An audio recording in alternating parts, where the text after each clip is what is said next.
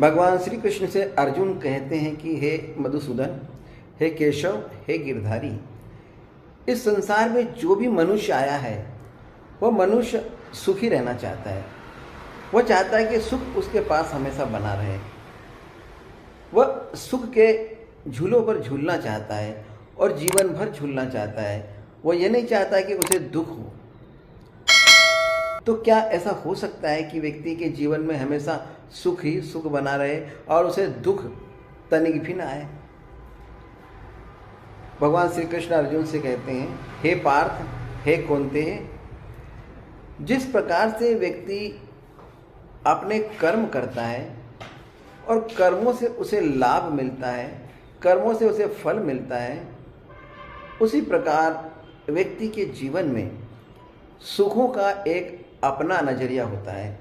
व्यक्ति किस बात से सुखी होता है और किस बात से दुखी होता है, ये व्यक्ति के विवेक पर डिपेंड करता है, व्यक्ति के विचारों पर डिपेंड करता है। व्यक्ति क्या सोचता है, क्या नहीं सोचता है, किससे खुश होता है, किससे खुश नहीं होता है, ये स्वयं वो निर्धारण करता है।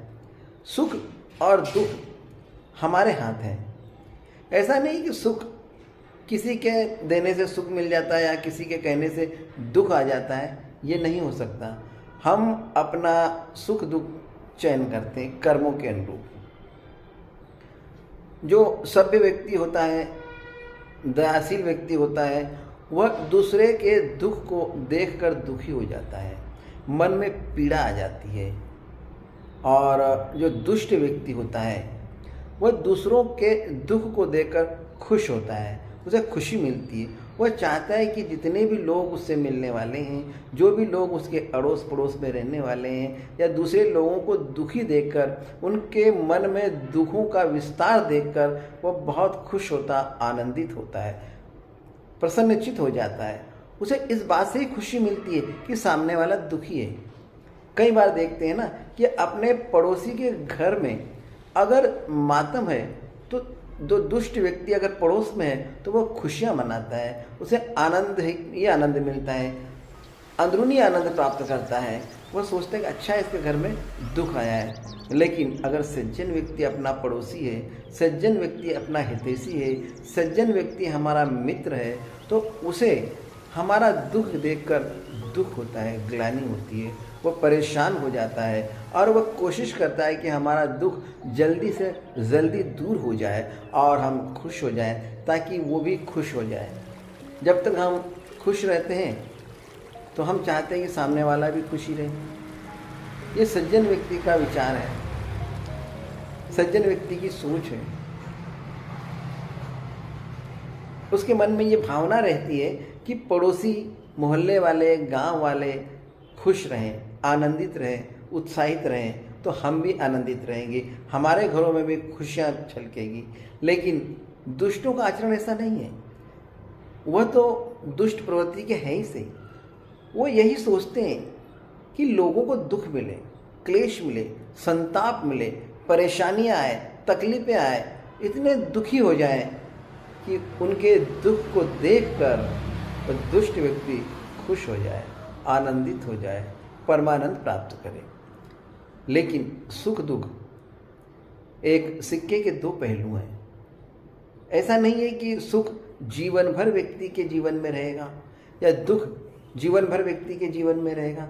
सुख आएगा जाएगा, दुख आएगा जाएगा। जिस तरह से किसी रास्ते से आप कहीं जा रहे हैं तो एक समान रास्ता नहीं होता। कहीं उतार आती है, कहीं चढ़ाव आता है, कहीं गड्ढे आते हैं, कहीं समतल आता है। उसी प्रकार इस जीवन में दुख और सुख का चक्र चलता रहता है। आज सुखी हैं तो कल दुखी भी होंगे, और आज दुखी हैं तो कल सुखी भी होंगे, क्योंकि ये जीवन का चक्र है। जिस तरह से प्रकृति अपने नियम से चलती है, बारिश होती है, ठंड आती है, गर्मी आती है, मौसम परिवर्तन होते हैं, सदाबहार मौसम आता है तो पतझड़ का मौसम भी आता है। उसी प्रकार जीवन में जब तक सुख है, सुख का आनंद ले, और जैसे ही दुख आ जाए तो दुखी न हो।